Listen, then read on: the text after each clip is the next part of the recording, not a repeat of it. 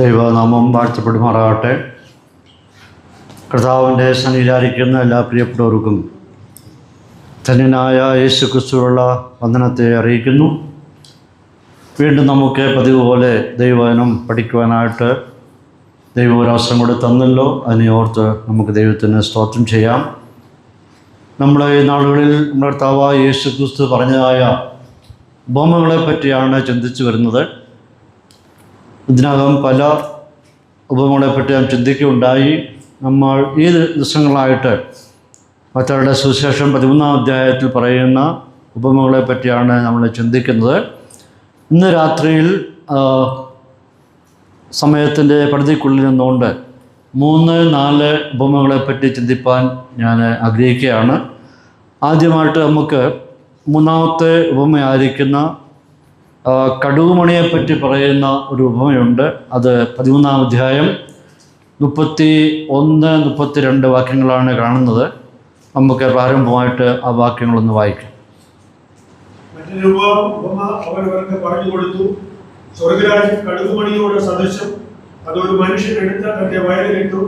അത് എല്ലാ വിത്തിലും ചെറിയതെങ്കിലും വളർന്ന് സസ്യങ്ങളിൽ ഏറ്റവും വലുതായി ആകാശത്തിന്റെ പറവകൾ വന്ന് അതിന്റെ കൊമ്പുകളിൽ വസിപ്പാൻ തക്കവണ്ണം വൃക്ഷമായി തീരും. നാം ഈ ഭാഗത്ത് പറയുന്ന ഈ കടുകുമണി എന്ന് പറയുന്നത് ഇതൊരിക്കലും നമ്മുടെ ഭവനങ്ങളിൽ കുക്കിങ്ങിനായിട്ട് ഉപയോഗിക്കുന്ന കടുകുമണി അല്ല. മറിച്ച് കടുകുമണി എന്ന ഒരു പ്രയോഗം മധ്യപൂർവ്വദേശങ്ങളിൽ അതൊരു പഴഞ്ചൊല്ലായിട്ട് അവർ പറഞ്ഞു വരുന്ന രീതി ഉണ്ടായിരുന്നു. ഒരു പഴഞ്ചൊല്ലായിട്ട്, അതായത് ചെറുതായി കാണുന്ന എല്ലാത്തിനെയും കടുകുമണി എന്ന് ഒരു ആലങ്കാരികമായിട്ട് അവർ വിശേഷിപ്പിക്കും. പ്രത്യേകിച്ച് അവരുടെ ഇടയിൽ ഒരു തുള്ളി രക്തം കണ്ടാൽ അതിനെ കടുകുമണിക്ക് സമാനമായ രക്തം, കടുകുമണിക്ക് സമാനം എന്ന് പറയാറുണ്ട്. ഏതെങ്കിലും ആചാരപരമായിട്ടുള്ള നിയമങ്ങൾ ലംഘിച്ചാൽ അവർ പറയുന്നത് കടുകുമണിക്ക് സമാനമായ നിലയിൽ ഒരു അശുദ്ധി എനിക്ക് സംഭവിച്ചു എന്ന് പറയാറുണ്ട്. അങ്ങനെ ചെറുതായിട്ട് സംഭവിക്കുന്ന പലതിനെയും കടുകുമണിയോട് അവർ ഉപമിക്കാറുണ്ട്, ലളിതമായിട്ടുള്ള. ഇങ്ങനെയുള്ള ഒരു പ്രയോഗമാണ് ഇവിടെ നമുക്ക് കാണുവാൻ കഴിയുന്നത്. എന്നാൽ ഇവിടെ കർത്താവ് പറയുമ്പോൾ അതൊരു വിത്തായിട്ടാണ് അവിടെ കാണുവാൻ കഴിയുന്നത്. പക്ഷേ കോമണായിട്ട് അവർ സംസാരിക്കുമ്പോൾ ചെറുതായിട്ട് കാണുന്ന എല്ലാത്തിനെയും അവർ അങ്ങനെ വിശേഷിപ്പിക്കും. ഇവിടെ 31-ാം വാക്യത്തിൽ കാണുന്നത് സ്വർഗരാജ്യം കടുകുമണിയോട് സദൃശം എന്ന് അവിടെ പറയുകയാണ്. ഇവിടെ പറഞ്ഞിരിക്കുന്ന ഈ കടുകുമണി അവർ കൃഷിയിടങ്ങളിൽ വിതയ്ക്കുന്ന ഒരു തരം വിത്താണ്. പ്രത്യേകിച്ച് അവരുടെ ഉദ്യാനത്തിൽ, അവരുടെ ഗാർഡനിലൊക്കെ വിതയ്ക്കുന്ന ഒരു വിത്തായിട്ടാണ് ഇതിനെ കാണുവാൻ കഴിയുന്നത്. പല ചെടികളുടെ കൂട്ടത്തിൽ ഇതും വളർന്ന് വലുതാകും. ഇതിൻ്റെ പ്രത്യേകത, ഈ ചെടിയുടെ പ്രത്യേകത എന്ന് പറയുന്നത് അത് 12 മുതൽ 15 അടി വരെ വളർന്നു പോകുന്ന ഒരു ചെടിയാണ്. സാധാരണ നമ്മുടെ കുക്കിങ്ങിന് വേണ്ടി ഉപയോഗിക്കുന്ന കടുകിൻ്റെ വളർച്ച 45 മുതൽ 150 സെൻറ്റിമീറ്റർ നീളമാണ്. അതായത് 1.5 മുതൽ 5 അടി ഉയരം വരെയാണ് സാധാരണ കുക്കിങ്ങിന് വേണ്ടി ഉപയോഗിക്കുന്ന കടുകുമണിയുടെ വളർച്ച എന്ന് പറയുന്നത്. ഇവിടെ പറഞ്ഞിരിക്കുന്ന ഈ കടുകുമണിക്ക് 12 മുതൽ 15 അടി വരെ ഉയരം ഉണ്ട് എന്നാണ് ചിന്തകന്മാരെല്ലാവരും പറയുന്നത്. ഇതിൻ്റെ ഈ ചെടിയുടെ കറുത്ത നിറത്തിലുള്ള വിത്തുകൾ ചില പക്ഷികളെ ഇഷ്ടപ്പെടുന്നു എന്ന് പറയുന്നു. അതുകൊണ്ട് ഇതിൻ്റെ വിത്തുകൾ ഈ പക്ഷികൾക്ക് ഇഷ്ടമായിരിക്കുന്നതുകൊണ്ട്, ഉയരമുള്ളതുകൊണ്ടും ശാഖകൾ ഉള്ളതുകൊണ്ടും ഈ ചില പക്ഷികൾ വന്ന് ഈ വൃക്ഷത്തിൽ അഥവാ ഈ ചെടിയിൽ വന്ന് കൂടുണ്ടാക്കി അതിലിരിക്കാറുണ്ട്. അതിൻ്റെ പ്രത്യേകത, അതിൻ്റെ താല്പര്യം എന്ന് പറയുന്നത് സീഡും ഷെയ്ഡുമാണ്. അതായത് വിത്ത് തിന്നണം, അപ്പോൾ തന്നെ അതിന് ഷെയ്ഡും കിട്ടണം, തണലും കിട്ടണം. ഈ 2 ഉദ്ദേശത്തോടുകൂടിയാണ് ഈ പക്ഷികൾ വരുന്നത്. ചില വേദചിന്തകന്മാർ പറയുന്നത് ഈ വൃക്ഷത്തിൻ്റെ അഥവാ ചെടിയുടെ 725 മുതൽ 760 വരെയുള്ള വിത്തുകൾ ഉണ്ടെങ്കിൽ മാത്രമേ 1 ഗ്രാം ഉണ്ടാവുകയുള്ളൂ. അപ്പോൾ അത്രമാത്രം ചെറിയ ഒരു വിത്താണ് ഇതിൻ്റെ പ്രത്യേകത. ഇതിൻ്റെ ഈ ഉപമയുടെ വിശദീകരണം കർത്താവ് നൽകുന്നില്ല. നമ്മൾ വായിക്കുമ്പോൾ വളരെ ലളിതമാണ്, പക്ഷേ ഇതിൻ്റെ വിശദീകരണം കർത്താവ് നൽകുന്നില്ല. ഈ ഉപമയിലും നാം കാണുന്നത് വിത്ത് വിതയ്ക്കുന്നതിനെ പറ്റിയാണ് ഇവിടെയും നാം കാണുന്നത്. പല ചെടികളെ അപേക്ഷിച്ച് നമ്മൾ ചിന്തിക്കുമ്പോൾ വളരെ ചെറുതായിട്ടുള്ള വിത്തായിരിക്കുന്നതുകൊണ്ട് ഞാൻ നേരത്തെ സൂചിപ്പിച്ച പോലെ അവരുടെ ജീവിതത്തിൽ നടന്നു വരുന്ന പല കാര്യങ്ങളിലും സംഭവങ്ങളെയും അവർ ഈ കടുകുമണിയോട് ഉപമിച്ചുകൊണ്ടാണ് പറയുന്നത്. അവരുടെ പ്രായോഗിക ജീവിതത്തിൽ, കുടുംബജീവിതത്തിൽ സംഭവിക്കുന്ന ചെറിയ ചെറിയ വിഷയങ്ങൾ എല്ലാത്തിനെയും ഇതിനോട് താരതമ്യം ചെയ്തുകൊണ്ടാണ് പറയുന്നത്. നമ്മുടെ ഇടയിൽ അങ്ങുള്ളാരിക്ക് സംസാര രീതികളൊക്കെ ഉണ്ട്. ഇവിടെ ഒരു മനുഷ്യൻ ഈ വിത്ത് തൻ്റെ വയലിൽ അഥവാ ഉദ്യാനത്തിൽ ഇട്ടു എന്നവിടെ കാണും. അത് തികച്ചും കർത്താവായിരിക്കുന്ന യേശുക്രിസ്തുവാണ് എന്ന് നമുക്കവിടെ നിന്ന് മനസ്സിലാക്കാൻ കഴിയും. ഈ ഉപമയെ 2 നിലകളിലാണ് വ്യാഖ്യാനിച്ചിരിക്കുന്നത്. ഒന്ന്, ചിലർ പറയുന്നത് ആകാശത്തിലെ പക്ഷികൾ എന്ന് പറയുന്നത് സാത്താനാണ്, അഥവാ സാത്താൻ്റെ ശക്തികളാണ് എന്ന് പറയുന്ന ഒരു വിഭാഗം ആൾക്കാരുണ്ട്. അങ്ങനെ വിശ്വസിക്കുന്ന അഥവാ വ്യാഖ്യാനിക്കുന്ന ഒരു വിഭാഗമുണ്ട്. അതായത് ഇതിൻ്റെ വിത്തിൻ്റെ വളർച്ച വളരെ പെട്ടെന്നായിരുന്നു, പെട്ടെന്ന് വളർന്ന് അത് വലുതായി, അത് ശക്തി പ്രാപിച്ചു. അങ്ങനെ ഒരു വലിയ ക്രൈസ്തവ ലോകമായി അത് മാറുന്നു. അതിൽ വിശ്വാസികളെന്ന് ഇവർ അവകാശപ്പെടുന്നു. പെട്ടെന്ന് വളർന്നു വരുന്ന വിശ്വാസികളെന്ന് അവകാശപ്പെടുന്നു. രക്ഷിക്കപ്പെട്ടവരും അല്ലാത്തവരും എല്ലാം ഉണ്ട്. ഇതിനകത്ത് ആകാശത്തിലെ പറവകൾ, പക്ഷികളെന്ന് പറയുന്നത് ഇവ സാത്താന്യ ശക്തികളാണ്. ക്രൈസ്തവ മണ്ഡലവും ക്രൈസ്തവ ലോകം മുഴുവൻ ഇങ്ങനെയുള്ള സാത്താന്യ ശക്തികൾ കൊണ്ട് വ്യാപിച്ചിരി കിടക്കുകയാണ്. സകലവിധ അഴിമതിയും നിറഞ്ഞതായിട്ടുള്ള ഒരു മണ്ഡലമായി ക്രൈസ്തവ ലോകം മാറിയിരിക്കുന്നു. ഇവിടെ കടന്നു വരുമ്പോൾ പക്ഷികളിൽ ചിലത് വന്ന് ഇതിൻ്റെ വിത്തുകളെല്ലാം തിന്ന് പുളച്ച് ജീവിക്കുന്നു, സംതൃപ്തിയോടെ ജീവിക്കുന്നു. ചിലത് പക്ഷികൾ ഇതിൽ വന്ന് കൂട് കെട്ടി അത് പാർക്കുന്നു. അങ്ങനെ സഭ നശിപ്പിക്കപ്പെടുന്നു. ഈ നിലയിലാണ് ചിലർ ഈ ഉപമയെ വ്യാഖ്യാനിക്കുന്നത്.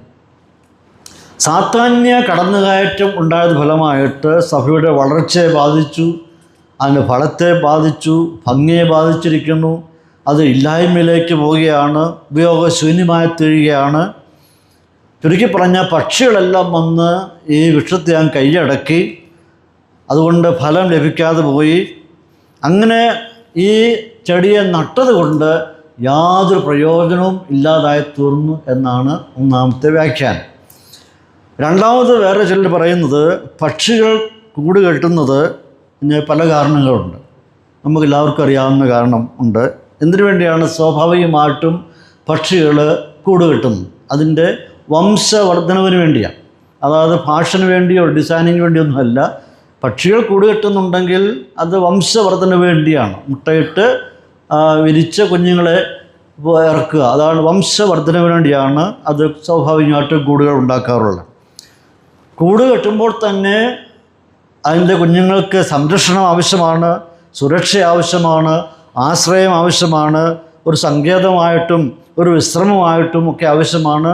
ഇതിന് ഭക്ഷണമൊക്കെ എത്തിച്ചു കൊടുക്കേണ്ടത് ആവശ്യമാണ്. അപ്പോൾ സമയാസമയങ്ങളിൽ ഇതിനകത്തിരിക്കുന്ന കുഞ്ഞുങ്ങൾക്ക് തള്ളപ്പക്ഷികൾ അതിന് വേണ്ടായിരിക്കുന്ന ഭക്ഷണങ്ങൾ സമയത്ത് എത്തിച്ചു കൊടുക്കുകയാണ്. അപ്പോൾ ഈ രണ്ടാമത്തെ വ്യാഖ്യാനം അനുസരിച്ച് സുവിശേഷം ലോകത്തിൽ ഒരു കടുകുമണി വിതയ്ക്കപ്പെടുന്നത് പോലെ വിതച്ചു. ചെറിയ നിലയിൽ സുവിശേഷം ലോകത്തിൽ വിതച്ചു. അതിൻ്റെ വളർച്ച എന്ന് പറയുന്നത് വളരെ ദ്രുതഗതിയിലായിരുന്നു. വളരെ വേഗത്തിൽ അത് വളർന്ന് അത് വലുതായി തീർന്നു. ലോകത്തിലുള്ള സകല പ്രസ്ഥാനങ്ങളും സ്ഥാപനങ്ങളും സംഘടനകളും എല്ലാം എടുത്ത് നോക്കിയാൽ അതിൻ്റെ വളർച്ച ആരംഭം എളിയ നിലയിലായിരുന്നു. ഏത് പ്രസ്ഥാനം എടുത്താലും അതിൻ്റെ വളർച്ച ആരംഭം എന്ന് പറയുന്നത് എളിയ നിലയിലാണ്. അത് വളർന്ന് വലുതായി അനേകർക്ക് അനുഗ്രഹമായി തീരുകയാണ് ഇതെല്ലാം ചെയ്യുന്നത്. ഒരു ഭാര്യയും ഭർത്താവും ആരംഭിക്കുന്ന കുടുംബജീവിതം മക്കളായി, മരുമക്കളായി, കൊച്ചുമക്കളായി, അവരുടെ മക്കളായി, അങ്ങനെ ഒരു ചെറിയ സ്ഥാപനം വളർന്ന് വലുതായിത്തീരും. നമ്മെ വിട്ട് കടന്നുപോയ അനേക പ്രിയപ്പെട്ടവരും മൺമറഞ്ഞ അനേക ഭക്തന്മാരും 4ാമത്തെ തലമുറ വരെ കണ്ടിട്ടാണ് പോയത്. എളിയ നിലയിൽ ആരംഭിച്ച 2 വ്യക്തികൾ ആരംഭിച്ചായിരിക്കുന്ന ആ ദാമ്പത്യ ജീവിതം വളർന്ന് വലിയ വലിയ കുടുംബങ്ങളായി മാറിയ ചരിത്രമാണ് നമുക്ക് കാണുവാൻ കഴിയുന്നത്. അതുപോലെ തന്നെ സഭയെക്കൊണ്ട് ദൈവം ഉദ്ദേശിക്കുന്നത് ലോകത്തിന് ഒരു അനുഗ്രഹമായി തീരണം എന്നുള്ളതാണ്. ഒരു ഡെക്കറേഷന് വേണ്ടിയോ ഭംഗിക്ക് വേണ്ടിയോ ഒന്നുമല്ല നമ്മെ ആക്കി വച്ചിരിക്കുന്നത്. നാം ഓരോരുത്തരും അനുഗ്രഹമായി തീരണം എന്നതാണ് ദൈവത്തിൻ്റെ പദ്ധതി എന്ന് പറയുന്നത്. അഥവാ ലോകം നമ്മളിൽ കൂടി ക്രിസ്തുവിനെ അറിയണം എന്നുള്ളതാണ്. അങ്ങനെ ചുരുക്കി പറഞ്ഞാൽ സഭ പല നിലകളിൽ ലോകത്തിന് അനുഗ്രഹമായി തീർന്നിരിക്കുകയാണ്. വിശ്വാസികളും ബഹുനിലകളിൽ അനുഗ്രഹമായി തീർന്നിരിക്കുകയാണ്. സുവിശേഷം എല്ലാ നിലയിലും സർവ്വലോകത്തിനും ഒരു അനുഗ്രഹമായി തന്നെ ഇരിക്കുകയാണ്. അത് അബ്രഹാമിന് കൊടുത്ത വാഗ്ദത്തത്തിൻ്റെ രാഷ്ട്രീയമായിട്ടുള്ള നിറവേറലാണ് അവിടെ കാണാൻ കഴിയുന്നത്. അബ്രഹാമിനോട് വിളിച്ച് ദൈവം പറഞ്ഞിട്ട് എന്താണ് പറയുന്നത്? നീ ഒരു അനുഗ്രഹമായിരിക്കും എന്നവനോട് പറയുകയാണ്. നീ ഒരു അനുഗ്രഹമായിരിക്കും. ആ വാഗ്ദത്തത്തിൽ നിന്നുകൊണ്ട് തന്നെ 2 അനുഭവം, 2 അരുവികളാണ് ആരംഭിച്ചിരിക്കുന്നത്. ഒന്ന് ജൂഡായിസവും, 2 ക്രിസ്ത്യാനിറ്റിയും. യഹൂദ മതവും ക്രിസ്ത്യാനിറ്റിയും അബ്രഹാമിൽ നിന്ന് ഇങ്ങനെ വരികയാണ്. ഈ 2 വിഭാഗങ്ങളും യഹൂദ മതമായിരിക്കുന്ന ജൂഡായിസവും അവരും യഹൂദന്മാരും ക്രൈസ്തവ സമൂഹവും ലോകത്ത് നൽകിയിട്ടുള്ള സംഭാവനകൾ അത് എടുത്തു പറയേണ്ടായിരിക്കേണ്ട വിഷയങ്ങളാണ്. യഹൂദന്മാരെ സംബന്ധിച്ചോളം ലോകത്തിൽ സംഭാവന ചെയ്തിട്ടുള്ളത് science, medicine, philosophy, literature, arts മുതലായ സമസ്ത മേഖലകളിലും വലിയ സംഭാവനകളാണ് യഹൂദ വംശം ലോകത്ത് നൽകിയിരിക്കുന്നത്. ഏകദേശം 154 പരം വരുന്ന കണ്ടുപിടുത്തങ്ങൾ യഹൂദന്മാർ ലോകത്ത് നടത്തിയിട്ടുണ്ട്. അതേപോലെ തന്നെ ക്രൈസ്തവ വിശ്വാസികളും ക്രൈസ്തവ സമൂഹവും ലോകത്തിൽ ഒട്ടനവധി സംഭാവനകൾ നൽകിയിട്ടുണ്ട്. ഒരുപാട് കാര്യങ്ങൾ പറയാനായിട്ടുണ്ടെങ്കിൽ തന്നെയും ഒരു കാര്യം ഞാൻ ഓർപ്പിക്കട്ടെ. ഇന്ന് നമ്മളെല്ലാവരും ഉപയോഗിക്കുന്ന ഈ മൊബൈൽ എന്ന് പറയുന്നത് മാർട്ടിൻ കൂപ്പർ എന്ന് പറയുന്ന ഉക്രൈനിയൻ യഹൂദനായിരിക്കുന്ന മനുഷ്യൻ അമേരിക്കയിൽ മൈഗ്രൻ്റായിട്ട് ചെന്നു. ആ മനുഷ്യനാണ് നാം ഉപയോഗിക്കുന്ന മൊബൈൽ കണ്ടുപിടിച്ചത്. അതൊരു യഹൂദ പാരമ്പര്യമുള്ള വ്യക്തിയാണ്. അപ്പോൾ തന്നെ നാം ഉപയോഗിക്കുന്ന കമ്പ്യൂട്ടർ എന്ന് പറയുന്നത് ആരാ കണ്ടുപിടിച്ചത്? സ്കൂളിൽ പഠിച്ചിട്ടുണ്ടല്ലോ കമ്പ്യൂട്ടർ. കുട്ടികൾ പറ, മക്കൾ പറ. ചാൾസ് ബാബേജ് എന്ന് പറയുന്ന വ്യക്തിയാണ് കമ്പ്യൂട്ടർ കണ്ടുപിടിച്ചത്. അദ്ദേഹത്തെ ഫാദർ ഓഫ് കമ്പ്യൂട്ടർ എന്നാണ് അറിയപ്പെടുന്നത്. അദ്ദേഹം ഒരു പ്രൊട്ടസ്റ്റൻ്റ് വിശ്വാസിയായിരുന്നു, ക്രിസ്ത്യാനിയായിരുന്നു. അപ്പോൾ ക്രൈസ്തവ യഹൂദ പാരമ്പര്യം എടുത്ത് പഠിച്ചാൽ ലോകത്തിന് അത്യധികമായിട്ടുള്ള ഏറ്റവും ഫലവത്തായിട്ടുള്ള വലിയ വലിയ സംഭാവനകളാണ് നൽകിയിരിക്കുന്നത്. അതെങ്ങനെയാണ് സംഭവിച്ചത്?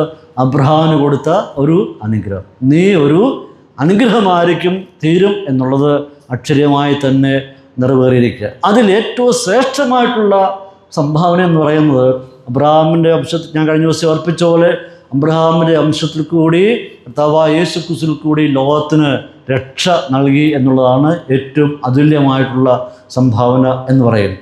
അതിൻ്റെ വക്താക്കളായി തീരുവാൻ നമുക്ക് ഭാഗ്യം ലഭിച്ചു എന്നുള്ളത് ഏറ്റവും ശ്രേഷ്ഠമായിരിക്കുന്ന വിഷയമാണ്. ഇന്ന് ലോകത്തിൽ കാണുന്ന സകല ആത്മീയ ഭൗതിക നന്മകളുടെയും ഉറവിടം എന്ന് പറയുന്നത് അബ്രഹാമിൽ നിന്ന് ആരംഭിച്ചിരിക്കുകയാണ്. ഈ കർത്താവ് ഇവിടെ ഈ ഉപമ പറയുമ്പോൾ അവിടെ ഉദ്ദേശിക്കുന്നത് സ്വർഗരാജ്യം എളിയ നിലയിൽ ആരംഭിച്ചു. ഒരു ചെറിയ വിത്തിൽ നിന്ന് ഇത് ആരംഭം കുറിച്ച് വളർന്ന് പന്തലിച്ച് വലിയ സമൂഹമായി തീർന്നിരിക്കുന്നു എന്നുള്ള ഒരു സന്ദേശമാണ് കർത്താവ് ഇവിടെ നൽകുന്നത്. സഭയുടെ ആരംഭം എവിടെയാണ് തുടങ്ങിയത്? സഭയുടെ ആരംഭം കുറിക്കുന്നത് ചുരുക്കം ചില വ്യക്തികളെ കൊണ്ടാണ് സഭാരംഭം കുറിക്കുന്നത്. കർത്താവ് 12 ശിഷ്യന്മാരെ കൊണ്ട് ആരംഭിച്ച പ്രസ്ഥാനമാണ് ഇന്ന് ലോകം മുഴുവൻ വളർന്ന് പന്തലിച്ച് നിൽക്കുന്നത്. ആദ്യം 12 പേരെ കൊണ്ട് ആരംഭിച്ചു. പിന്നീട് അത് 120 പേരായി തീർന്നു. പിന്നീട് പ്രവൃത്തിയുടെ പുസ്തകം 2-ാം അധ്യായത്തിൽ വരുമ്പോൾ അത് 3000-ആയിട്ട് മാറുന്നു. പ്രവൃത്തിയുടെ പുസ്തകം 4-ാം അധ്യായത്തിൽ വരുമ്പോൾ അത് 5000-ആയിട്ട് മാറുന്നു. ഇങ്ങനെ സഭയുടെ വളർച്ച ഗണ്യമായ നിലയിൽ ഫാസ്റ്റായിട്ട് കടന്നുപോയിക്കൊണ്ടിരിക്കുകയാണ്. അപ്പോസ്തല പ്രവൃത്തി അവസാനിക്കുമ്പോൾ പ്രവൃത്തിയുടെ പുസ്തകം അവസാനിക്കുമ്പോൾ സുവിശേഷം ലോകത്തിൻ്റെ എല്ലാ ഭാഗങ്ങളിലേക്കും ചെന്നെത്തുവാൻ ഇടയായിത്തീർന്നു എന്നുള്ളത് വളരെ രസകരമായിട്ടുള്ള, വളരെ സന്തോഷകരമായിട്ടുള്ള അനുഭവമാണ്. അങ്ങനെ സഭ ശക്തമായി വളർന്നുകൊണ്ടിരിക്കുകയാണ്. അപ്പോൾ തന്നെ ക്രൈസ്തവ സഭ നിരവധി വെല്ലുവിളികളെ, നിരവധി ആക്രമണങ്ങളെ നേരിട്ട സഭയാണ്. ഏകദേശം 11-ലധികം വരുന്ന ചക്രവർത്തിമാർ സഭയെ ഉപദ്രവിച്ച് പീഡിപ്പിച്ചിട്ടുണ്ട്. ഒട്ടനവധി വിശുദ്ധന്മാരെ കൊല്ലപ്പെടുകയുണ്ടായി. എന്നിട്ട് സഭ വളർന്നുകൊണ്ടേയിരിക്കുകയാണ്. ഇതിനെല്ലാം പ്രതിരോധിച്ചുകൊണ്ട് മുന്നേറിക്കൊണ്ടിരിക്കുന്ന ഏക പ്രസ്ഥാനം എന്ന് പറയുന്നത് സഭയാണ്. എന്താണ് കർത്താവായിരിക്കുന്ന യേശുക്രിസ്തു കൂടി മനുഷ്യവർഗത്തിന് ലഭിക്കുന്നത്? മനുഷ്യവർഗത്തിന് ലഭിക്കുന്നത് സമാധാനം, സന്തോഷം, ആശ്വാസം, പ്രത്യാശ, നിത്യത. ഇതൊക്കെയാണ് കർത്താവായ യേശുക്രിസ്തു കൂടി ഒരു മനുഷ്യന് സഹായത്വമാക്കാൻ കഴിയുന്നത്. വേറൊരു കാര്യം ഈ ഉപമയിൽ കൂടി കർത്താവ് പറയുമ്പോൾ നാം ശ്രദ്ധിക്കേണ്ട വിഷയം, ഈ പക്ഷികൾ വന്നിട്ട് ഈ ചെടിയെ നശിപ്പിക്കുന്നതായിട്ട് നാം കാണുന്നില്ല. വേറൊരു ഉപമയിൽ വിതയ്ക്കുന്നവൻ വിത്ത് വിതച്ചു, വഴിയരികെ വീണു, എന്ത് സംഭവിച്ചു? പക്ഷികൾ വന്ന് കൊത്തിക്കൊണ്ടുപോയി, ആ വിത്ത് നശിച്ചു പോയി, പിന്നെ ഇല്ല. അപ്പോൾ അത് നശീകരണം സംഭവിച്ചത്. പക്ഷെ ഇവിടെ ഈ പക്ഷികൾ വന്ന് അതിൻ്റെ കൊമ്പുകളിൽ കൂട് കൂട്ടുമ്പോൾ ഈ ചെടി നശിച്ചു പോകുന്നതായിട്ട് കാണുന്നില്ല. അത് കൊത്തിക്കളയുന്നില്ല, കമ്പുകളോ ഇലകളോ കൊത്തിക്കളയുന്നതായിട്ട് പറയുന്നില്ല. അതിലെ പൂക്കൾ നശിച്ചു പോയതായിട്ട് വായിക്കുന്നില്ല. ഈ ചെടിക്ക് അല്ലെങ്കിൽ വൃക്ഷത്തിന് ഒരു നാശവും സംഭവിച്ചതായിട്ട് നാം കാണുന്നില്ല. ചെടി ഉണങ്ങിപ്പോയതായിട്ടും കാണുന്നില്ല. ഇപ്പോൾ പക്ഷികൾ വന്നതുകൊണ്ട് ഈ വൃക്ഷത്തിന്, ഈ ചെടിക്ക് ഒന്നും സംഭവിച്ചതായിട്ട് അവിടെ വായിക്കുന്നില്ല. അത് സാധാന്യമായിരുന്നുവെങ്കിൽ, പൈശാചികമായിരുന്നുവെങ്കിൽ ഈ ചെടിക്ക് എന്തെങ്കിലും സംഭവിക്കണമായിരുന്നു. അപ്പോൾ അവിടെ കർത്താവ് അതിനെപ്പറ്റി പറയുന്നില്ല. ഈ പക്ഷി വന്നുകൊണ്ട് ഒരിക്കലും ഈ വൃക്ഷത്തിന് അല്ലെങ്കിൽ ചെടിക്ക് ഒരു ദോഷവും അവിടെ സംഭവിക്കുന്നതായിട്ട് കാണുന്നില്ല. അതുകൊണ്ട് നമുക്കവിടെ നിന്ന് ചിന്തിക്കാൻ പറ്റുന്നൊരു വിഷയം, സ്വാഭാവികമായിട്ടും ക്രൈസ്തവ സഭയുടെ വളർച്ച ചെറിയ ഇത് കടുകുമണിക്ക് സമാനമായ നിലയിൽ, എളിയ നിലയിൽ ആരംഭിച്ച് വളർന്ന് പന്തലായി തീർന്ന ഒരു വൃക്ഷത്തിന് സമാനമായിട്ട് നമുക്കവിടെ ചിന്തിക്കാൻ പറ്റും. ഇനി രണ്ടാമതായിട്ട് ഈ ഒരു ഉപമയുണ്ട്. അടുത്ത 4-ാമത്തെ ഉപമ എന്ന് പറയുന്നത്, നമുക്ക് അതിൻ്റെ 33-35 വാക്യം വായിക്കാം. 33-35 വരെ. സോറി 33-34 വാക്യം. സ്വർഗ്ഗരാജ്യം പുളിച്ച മാവിനോട് സദൃശം. അതൊരു സ്ത്രീ എടുത്ത് 3 പറ മാവിൽ എല്ലാം പുളിച്ചു വരുന്നോളം അടക്കി വെച്ചു. ഇതൊക്കെ യേശു പുരുഷാരത്തോടെ ഉപമകളായി പറഞ്ഞു. ഉപമ കൂടാതെ അവരോടൊന്നും പറഞ്ഞില്ല. മൂന്നാമത് പറഞ്ഞ കടുകുമണിക്ക് സമാനമായ നിലയിലുള്ള വേറൊരു ഉപമയാണ് 33 മുതൽ 34 വാക്യങ്ങളിൽ കാണുന്നത്. കടുകുമണിയുടെ ഉപമയിൽ പറയുമ്പോൾ നമുക്ക് മനസ്സിലായി, അത് കടുകുമണിക്ക് സമാനമായി, അത് ഏറ്റവും ലളിതമായ നിലയിൽ ആരംഭം കുറിക്കുന്നു. വളർന്ന് വലുതായി പന്തലിച്ച് പക്ഷികൾ വന്ന് അതിൽ അഭയം തേടുന്നു. അതിന് സന്തോഷകരമായിരിക്കുക. എന്നാൽ അതൊരിക്കലും നശിച്ചു പോകുന്നില്ല. അതിങ്ങനെ പക്ഷികൾക്ക് ആശ്രയമായി, ഒരു സന്തോഷമായി, ഒരു ആശ്വാസമായി അത് വളർന്നു പോവുകയാണ്. അത് ഒരു സഭയുടെ അല്ലെങ്കിൽ കർത്താവിൻ്റെ സഭയുടെ വളർച്ചയെപ്പറ്റി ആണ് നമുക്ക് ആ ഭാഗത്തുനിന്ന് ചിന്തിക്കുമ്പോൾ, സൂക്ഷ്മമായി പഠിക്കുമ്പോൾ നമുക്ക് മനസ്സിലാക്കാൻ കഴിയുന്ന വിഷയമാണ്. അതേപോലെ തന്നെ അതേ വിശദീകരണമാണ് അടുത്തതിൽ നമുക്ക് കാണാൻ കഴിയുന്നത്. ദൈവരാജ്യം എങ്ങനെയുള്ളതാണ്? പുളിച്ച മാവിന് സദൃശം എന്ന് പറയുക. ഈ 4-ാമത്തെ ഉപമയിൽ സ്വർഗ്ഗരാജ്യത്തെ ഒരു പുളിച്ച മാവിനോട് സാദൃശ്യപ്പെടുത്തിയിരിക്കുകയാണ്. ഈസ്റ്റ് എന്നും അത് ലെവൻ എന്നുമൊക്കെ ഇംഗ്ലീഷിൽ പറയാറുണ്ട്. പുളിച്ച മാവിനോട് സാദൃശ്യപ്പെടുത്തിയിരിക്കുകയാണ്. അപ്പോൾ നമുക്ക് കാണാൻ കഴിയുന്നത്, ഈ ഉപമകളിലെല്ലാം നാം ചിന്തിച്ചു വരുന്ന ഈ ഉപമകളിലെല്ലാം നമുക്ക് കാണാൻ കഴിയുന്നത്, മനുഷ്യർ ദൈനംദിന ജീവിതത്തിൽ കണ്ടുവരുന്ന കാര്യങ്ങൾ എടുത്തിട്ട് കർത്താവ് തൻ്റെ ഒരു ആത്മീയ സത്യം തെളിയിച്ചു കൊടുക്കുക. മനുഷ്യന് അറിവില്ലാത്ത കാര്യമല്ല, മനുഷ്യൻ കണ്ടും അനുഭവിച്ചും വരുന്ന ആ ദേശത്ത് കണ്ടുവരുന്ന ചില രീതികൾ എടുത്തിട്ട് അത് ഉപമയായിട്ട് പറഞ്ഞ് ഒരു വിഷയം തെളിയിച്ചു കൊടുക്കുകയാണ് കർത്താവ് ഇവിടെ ചെയ്യുന്നത്. ഇത് അപ്രകാരം തന്നെയാണ്. അവിടെ പറയുമ്പോൾ ദൈവരാജ്യത്തെ അഥവാ സ്വർഗരാജ്യത്തെ ഇവിടെ ഒരു പുളിച്ച മാവിനോട് സാദൃശ്യപ്പെടുത്തിയിരിക്കുകയാണ്.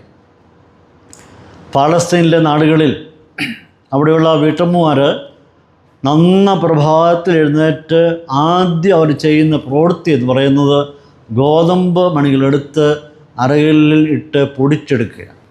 ഇവിടെ ഫസ്റ്റ് ഡ്യൂട്ടി ആദ്യം അവർ ചെയ്യുന്നതാണ്. എല്ലാ വീടുകളും നന്നാ പ്രഭാതത്തിൽ ഈ കല്ലിൽ അരയ്ക്കുന്ന ശബ്ദം കേൾക്കാൻ പറ്റും. കർത്താവ് തൻ്റെ വരവിനെ പറ്റി പറയുമ്പോൾ ഒരു കാര്യം മത്തായി സുവിശേഷത്തിൽ 24-ാം അധ്യായത്തിൽ വായിക്കുന്നുണ്ട്. 2 പേര് പൊടിച്ചുകൊണ്ടിരുന്നു, 2 പേര് കിടക്കയിൽ ആയിരുന്നു, 2 പേര് വയലിലായിരുന്നു. 2 പേർ പൊടിച്ചുകൊണ്ടിരുന്നു എന്ന് പറയുമ്പോൾ അവർക്ക് പ്രഭാത ഭക്ഷണത്തിന് വേണ്ടി ലാലിക്കുന്ന ഗോതമ്പുകളെടുത്ത് അരയിൽ ഇങ്ങനെ പൊടിക്കുന്നതിനെയാണ് പറഞ്ഞിരിക്കുന്നത്. ഇവിടെ ഏറ്റവും പ്രഭാതത്തിൽ ഈ സ്ത്രീകളുടെ ജോലിയാണ് പ്രഭാതത്തിൽ എഴുന്നേറ്റ് ഈ ഗോതമ്പ് അരച്ച് പൊടിയാക്കുക എന്നുള്ളത്. അതാണ് അവരുടെ പ്രത്യേക ആദ്യത്തെ ജോലി എന്ന് പറയുന്നത്. ഗോതമ്പിൽ നിന്നും ഉണ്ടാക്കുന്ന ബ്രെഡ് അല്ലെങ്കിൽ അപ്പം, റൊട്ടി, ഇതാണ് ആ സമയത്ത് അവരുടെ പ്രധാന ഭക്ഷണം എന്ന് പറയുന്നത്. അവരുപയോഗിക്കുന്ന ഭക്ഷണം അതായിരുന്നു. ഈ കർത്താവ് ഇങ്ങനെ ഒരു ഉപമ പറയുമ്പോൾ കേൾവിക്കാർക്ക് നന്നായിട്ട് മനസ്സിലാകുന്നുണ്ട്. കാരണം സ്ഥിരം കഴിക്കുന്ന ആഹാരം, സ്ഥിരമായിട്ട് ഉണ്ടാക്കുന്ന രീതി ഇവർക്ക് എല്ലാവർക്കും നന്നായി മനസ്സിലാകുന്നുണ്ട്. മനസ്സിലാകാത്ത ഒന്നുമല്ല കർത്താവ് പറയുന്നത്. അവർക്ക് പെട്ടെന്ന് മനസ്സിലാകത്ത നിലയിൽ അവരുടെ ഇടയിലുള്ളായിരിക്കുന്ന രീതികളെ എടുത്ത് കർത്താവോട് പറയുകയാണ്. അപ്പോൾ പാലസ്തീനിലെ ഈ സ്ത്രീകൾ ഇവരുടെ റൊട്ടി ഉണ്ടാക്കുന്ന വിധത്തെപ്പറ്റി ഞാനൊന്ന് വായിക്കേണ്ടതായിത്തീർന്നു. എങ്ങനെയാണ് അവരിത് ഉണ്ടാക്കുന്നതെന്ന് ഞാനൊന്ന് ചിന്തിപ്പാൻ വായ്പയിടയായിത്തീർന്നു. അത് ഉണ്ടാക്കുന്നത് തലേദിവസം കുഴച്ച് വച്ചിരിക്കുന്ന മാവുണ്ട്, ഗോതമ്പ് മാവ്. തലേദിവസം കുഴച്ച് വച്ചിരിക്കുന്ന ഗോതമ്പ് മാവിൽ നിന്ന് അല്പം എടുത്ത് അവർ മാറ്റി വെച്ചിട്ട് പിറ്റേ ദിവസം കുഴയ്ക്കുന്ന മാവിനകത്തോട്ട് തലേദിവസം കുഴച്ച് വച്ചിരിക്കുന്ന മാവ് ചേർത്ത് മിക്സ് ചെയ്തിട്ട് കുറേയേറെ സമയങ്ങൾ വെച്ചിരിക്കും. അത് പുളിച്ച ശേഷം എന്ത് ചെയ്യുന്നു? അവരത് അപ്പം ഉണ്ടാക്കും. അങ്ങനെയായിരുന്നു പാലസ്തീനിൽ ആ കാലത്ത് ചെയ്യുന്നത്. ഇപ്പം നമുക്കിത് ആവശ്യമില്ല, ഈസ്റ്റൊക്കെ ഉള്ളതുകൊണ്ട് പൊടിയിട്ട് കൊടുത്താൽ മതി, പെട്ടെന്ന് പുളിച്ച് കിട്ടും. പക്ഷേ പുളിക്കാതെ നമുക്കത് ഉണ്ടാക്കാൻ പറ്റുകയില്ല. ഇങ്ങനെ തലേനാൾ ദിവസത്തെ ബാലൻസ് വെച്ച ശേഷം പിറ്റേ ദിവസം അതിടും. അങ്ങനെ അത് തുറന്നുകൊണ്ടേയിരിക്കുകയാണ്. അപ്പോൾ അവരുടെ ഇടയിൽ അടിക്കുന്ന പുളിച്ച മാവ് ഒരിക്കലും എന്ത് ചെയ്യുന്നില്ല, തീർന്നു പോകുന്നില്ല. അതിങ്ങനെ തലമുറകളായിട്ട് ഇങ്ങനെ നടന്നുകൊണ്ടേയിരിക്കുക. കാരണം അവരുടെ പ്രധാനപ്പെട്ട ഭക്ഷണം അതാണ്. അങ്ങനെ കുറച്ച് കഴിയുമ്പോൾ അത് പുളിക്കുന്നു. അതാണ് അവിടെ റൊട്ടിയായിട്ട്, അത് ബ്രെഡായിട്ട്, അപ്പമായിട്ടൊക്കെ ഉപയോഗിക്കുന്നത്. ദൈവവചനത്തിലിട്ട് നാം കടന്നു ചെല്ലുമ്പോൾ ആദ്യമായിട്ട് ഈ പുളിച്ച മാവിനെപ്പറ്റി പറയുന്നത് പുറപ്പാട് പുസ്തകം 12-ാം അധ്യായം 8-ാം വാക്യം 15 മുതൽ 20 വരെയുള്ള വാക്യങ്ങളാണ് ആദ്യമായിട്ട് നമുക്ക് പുളിച്ച മാവിനെപ്പറ്റി കാണുവാൻ കഴിയുന്നത്. നമുക്കറിയാം, യഹൂദന്മാരുടെ ഒരു പ്രധാനപ്പെട്ട പെരുന്നാളാണ് പെസഹ എന്ന് പറയുന്നത്. നിരവധി പെരുന്നാളുകളുണ്ട്. അതിൽ പ്രധാനപ്പെട്ട ഒരു പെരുന്നാളാണ് പെസഹ എന്ന് പറയുന്നത്. അതിനെ പാസ്ഓവർ എന്ന് ഇംഗ്ലീഷിൽ പറയാറുണ്ട്. അത് നമുക്കെല്ലാവർക്കും അറിയാവുന്ന വിഷയമാണ്. ഇസ്രായേൽ ജനം മിസ്രയീമിലെ അടിമത്തത്തിൽ ആയിരുന്നു. മിസ്രയീമിലെ അടിമത്തത്തിൽ നിന്നും പുരാതന ഇസ്രായേൽ ജനം മോചിതരായ പുറപ്പാടിനെ അനുസ്മരിക്കുന്ന പെരുന്നാളാണ് പെസഹ അഥവാ പാസ്ഓവർ എന്ന് പറയുന്നത്. പെസഹ എന്ന വാക്കിൻ്റെ അർത്ഥം കടന്നു പോകൽ എന്നാണ്. പാസ്ഓവർ കടന്നു പോവുക എന്നാണ് പെസഹ എന്ന വാക്കിൻ്റെ അർത്ഥം. അതായത് നമുക്കറിയാം, അവർ മിസ്രൈമിലായിരുന്നപ്പോൾ അവർ പാർത്തിരുന്ന വീടുകളുടെ വാതിലിൻ്റെ കട്ടില കാലുകളിൽ ആടിൻ്റെ രക്തം പുരട്ടി. സംഹാരദൂതൻ കടന്നു പോകുമ്പോൾ രക്തം കാണുന്നുണ്ടെങ്കിൽ ആ വീടിനെ വിട്ട് സംഹാരദൂതൻ കടന്നു പോകുന്നു. അങ്ങനെ കടന്നു പോകുന്നതിൻ്റെയും പുറപ്പാടിൻ്റെയും എല്ലാത്തിൻ്റെയും കൂടെ ഒരു അനുസ്മരണമാണ്, ഓർക്കുകയാണ് പെസഹ കൊണ്ട് ഉദ്ദേശിക്കുന്നത്. സംഹാരദൂതൻ കടന്നുപോയി, അവിടുന്ന് മോചനം പ്രാപിച്ചതിൻ്റെയൊക്കെ ഓർമ്മ പുതുക്കുവാൻ വേണ്ടിയാണ് അവർ പെസഹ ആചരിക്കുന്നത്. പിൽക്കാലങ്ങളിൽ അവർ എപ്പോഴെല്ലാം പെസഹ ആചരിക്കുന്നു, എന്നും പെസഹ ഇല്ല, പെസഹ ആചരിക്കുന്ന സമയങ്ങളിൽ അവരെന്ത് ചെയ്യുന്നു? പുളിപ്പില്ലാത്ത അപ്പമാണ് ഉപയോഗിച്ചത്. എപ്പോഴെല്ലാം ഇസ്രായേൽ ജനം പെസഹ ആചരിക്കുന്നോ അവരപ്പോഴൊക്കെ പുളിപ്പില്ലാത്ത അപ്പം ചുട്ടാണ് പെസഹ ആചരിക്കുന്നത്. അതിന് കാരണമുണ്ട്. എന്നാൽ ഈ ആചാരത്തെ നമ്മുടെ കർത്താവായിരിക്കുന്ന യേശു ക്രിസ്തു തിരുത്തുന്നതായിട്ട് കാണുന്നുണ്ട്, തിരുത്തുകയാണ്. അതായത് വിശ്വാസ സമൂഹത്തിന് കർത്താവ് തിരുത്തുന്നുണ്ട്. അതായത് അവിടെ കാണാൻ കഴിയുന്ന തൻ്റെ സ്വന്തം ജീവൻ കർത്താവ് എന്തായി നൽകുന്നു? ബലിയായിട്ട് കൊടുക്കുകയാണ്. പഴയ നിയമത്തിലുള്ള കുഞ്ഞാട് കൊല്ലപ്പെടുന്നു, ആടിനെ കൊല്ലുന്നു, അതിൻ്റെ രക്തം തളിക്കുന്നു. എന്നാൽ കർത്താവ് അത് തിരുത്തുകയാണ്. അതെന്ത് ചെയ്യുന്നു?